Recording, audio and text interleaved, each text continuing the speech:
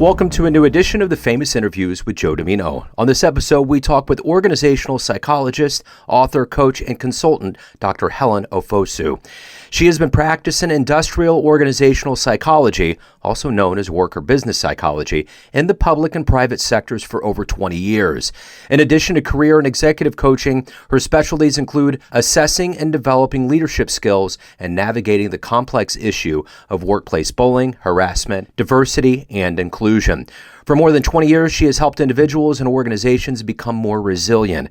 In 2012, she left the safety and security of a job in the Canadian federal government to launch her own coaching and consulting practice. She's very proud that her practice reached the 10-year mark back in 2022. We cover all of this and more. Enjoy this interview. Thank you for taking a minute out today. I appreciate it. Yeah, you're welcome. So before we get into your life and exactly kind of what makes you, what motivates you and how you arrived at where you're at, I want to kind of cover COVID and how you survived that 2+ year time period, now that things are opening up, and how did it change the way that you approach life and even how you approach business? Well, you know what? I think there was a lot of ambivalence. So, of course, there were lots of things we couldn't do, but we kind of focused on the silver linings. So for me, it allowed me to work with people who were in different cities without traveling to see them, whether that was the coaching or whether that was HR work. And it allowed us to slow down personally, not have as many obligations. So really spend more time enjoying close family and friends, whether it was in person with a very, very small circle or online. So it just kind of consolidated things, We weren't spread so thin, fewer obligations. And I think a big thing was that for me personally, I found that I was really only keeping in touch with people who were really special to me. So I had more time for the preferred people because I wasn't spread so thin. So coming from a psychological perspective, that time period was very interesting because on the one hand, it threw everybody into this level of trauma and the unknown. But on the other hand, it kind of encapsulated what you just explained. There was all of these levels of us that had to kind of evaluate what was really valuable and important. It slowed things down. So it naturally did things that probably human beings needed to have for good mental health. But on the other hand, it created scenarios that kind of threw everything they knew about mental health out the window. Well, that's it, because let's face it, it made us more dependent on mental health services in many respects, right? Just dealing with basically all the losses. My family, we were lucky. Nobody was sick. We didn't lose work. But my son missed out on his high school graduation. He went home for March break and then never saw those friends again. Not all of them. Most of them he never saw again. Only a small circle of them did he ever follow up with again. And then he started university. There was no parties, no frosh week, only online school. So, his experience was kind of all of the work and none of the fun.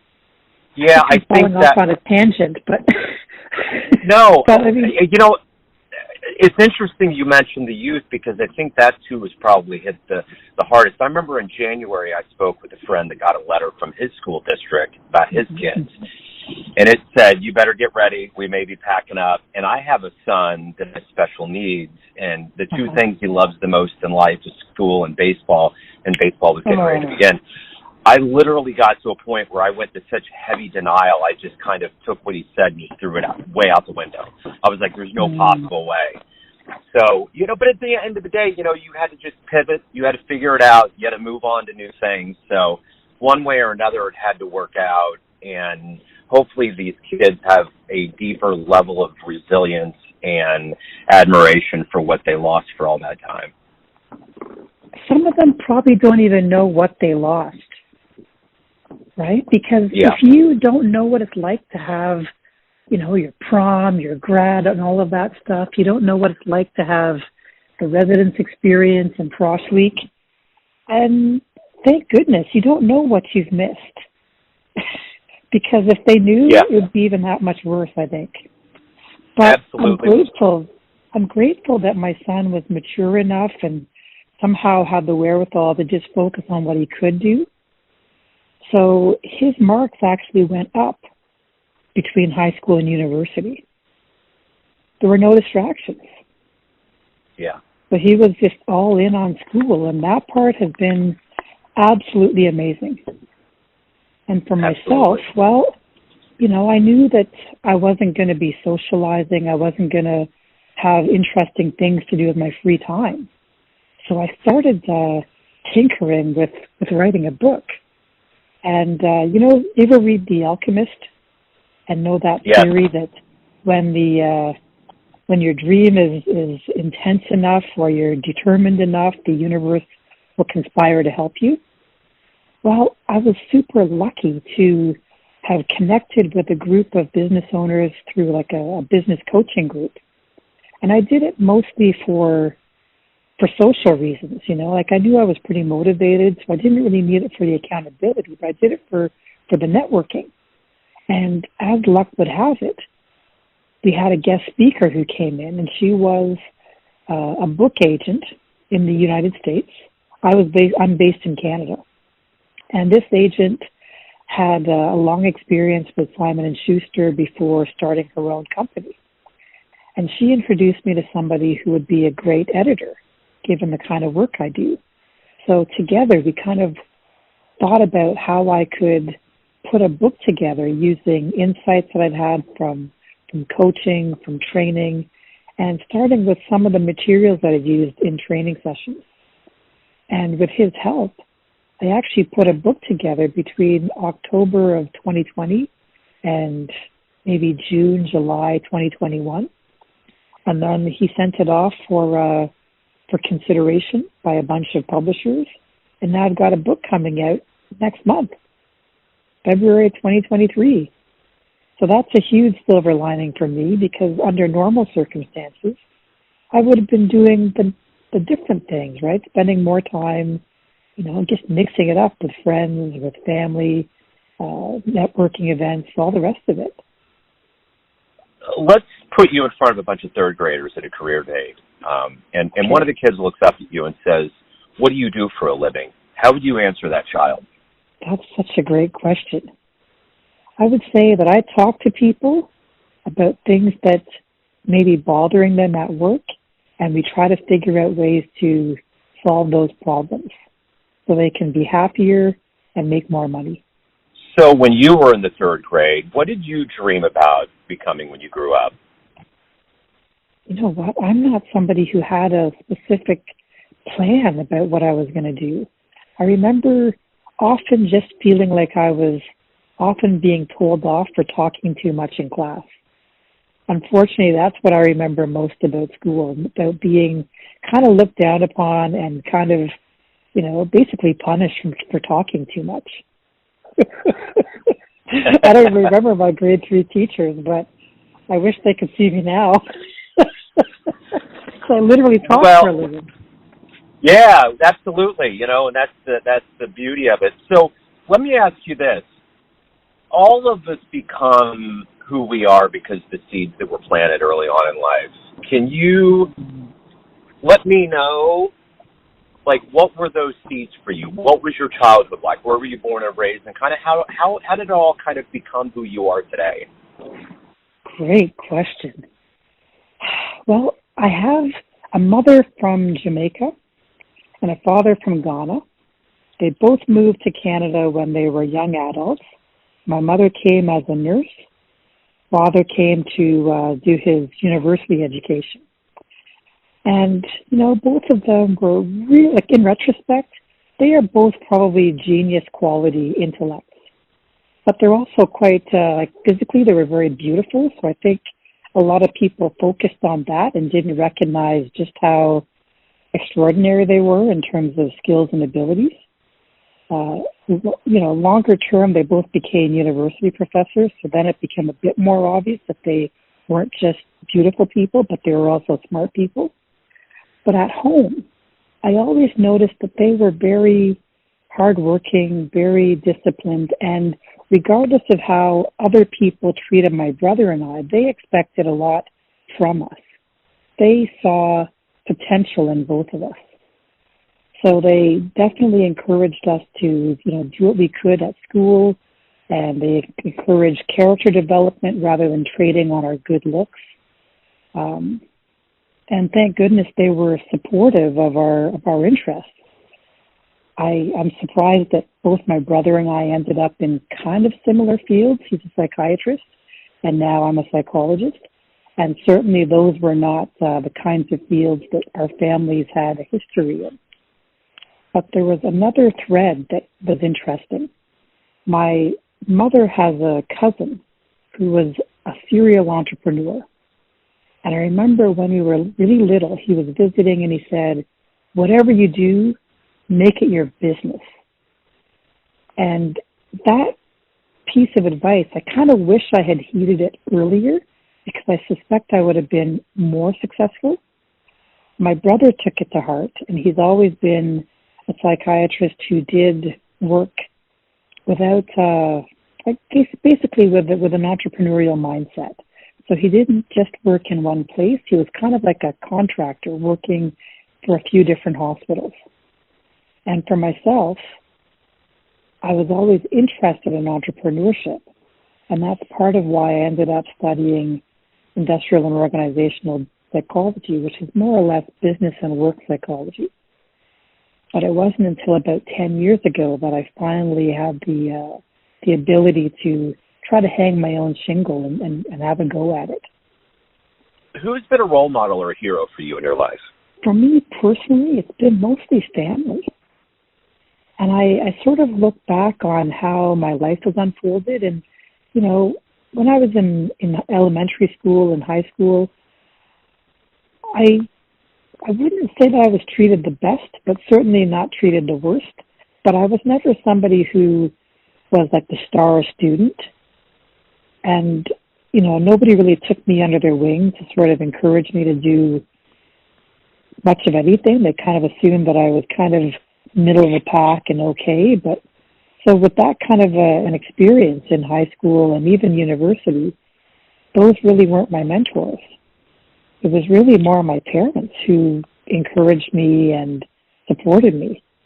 And when I look back, even career-wise, it wasn't really until 10 years ago when I started my own business that I kind of had some mentors in the private sector who were also entrepreneurs. Ironically, that's where I felt more supported than I ever did as an employee. So if you can meet anybody... Oh, no, go ahead. I'm sorry. I didn't mean to cut you off. No, go ahead.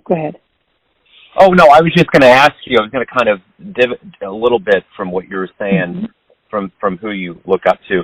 If you could meet anybody alive on the planet right now, who would you love to meet and talk to? One person, or do I get a few? You could get a few. Okay. Well, after reading his book, Born a Crime, I would love to spend some time with Trevor Noah. I would also love to spend some time with Oprah Winfrey. And probably Tyler Perry. All of them Excellent. had very unusual, like they had childhoods that you'd never link to becoming very successful. Right? They all started with some challenging circumstances. So just seeing that resilience and that determination and, the ability to push past all kinds of adversity and be themselves. In the realm of psychology, you got to give a lot to your clients. How do you balance that between what you need in your life and what you give to the client? Well, thank goodness I have a community of other psychologists, predominantly clinical psychologists and psychotherapists, who are friends as well. So sometimes we talk about some of the things that are a little bit challenging about our day-to-day work lives. But also at home, I'm really lucky. I have a super supportive partner and an adult son who's nice and low-key and good company and just friendly. And, so the home life is peaceful and encouraging. And I've got some good friends and family who know how to enjoy the good things in life and somehow bounce back from the things that are more challenging. So good role modeling and good support. And I think So, and I guess one other secret power is a little bit of meditation and long walks with good music or podcasts. every day you wake up, there's all these things that you're looking forward to that motivate you. What is your chief motivator every day that you wake up? What drives you? Well, I think on the professional level, because that's where I spend most of my days, I somehow keep interacting with amazing clients. These are people who are successful but trying to do even more or change paths and continue to do something great, but maybe in a different context or with a different community. And my interactions with them are so satisfying. I love it. And I'm talking mostly about the executive coaching and career coaching. But then on the HR side, often I'm helping organizations who want to hire amazing leaders. And I know the impact that these people can have on those organizations and the people who work in them.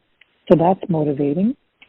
Or they're trying to solve certain sticky HR problems. And once those problems are solved, again, it's going to make life a lot better for the employees who work there. So all of that stuff is very self-reinforcing. And on the personal side, I keep good company. So they're just a delight to interact with. And I'm happy to wake up and, see people who I love and care about. What's been one of the best client responses that you've ever gotten? There are a few people who've said similar things. And the gist of it is that they think that I've helped them see themselves differently, and that's helped them fulfill their potential. Because sometimes when people are qualified and talented and hardworking, yet they've been kind of overlooked, sometimes eventually they start to doubt themselves, or they don't see themselves as they could be. They see themselves through the lens of other people's perceptions.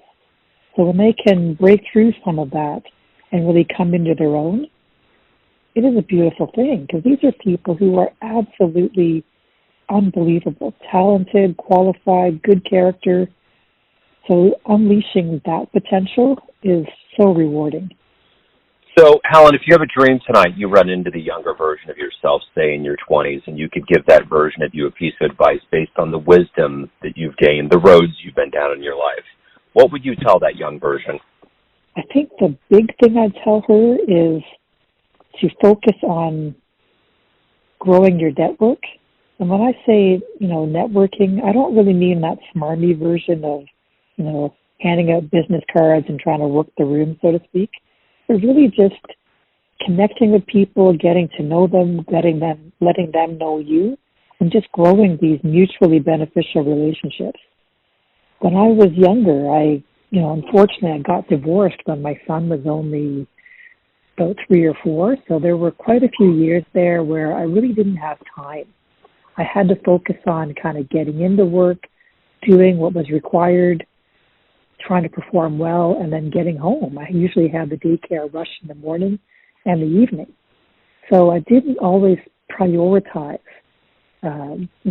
workplace relationships. As much as I enjoyed the people I worked with and got to know the ones who I was in close proximity to, had my circumstances been different, I would have prioritized broader networking.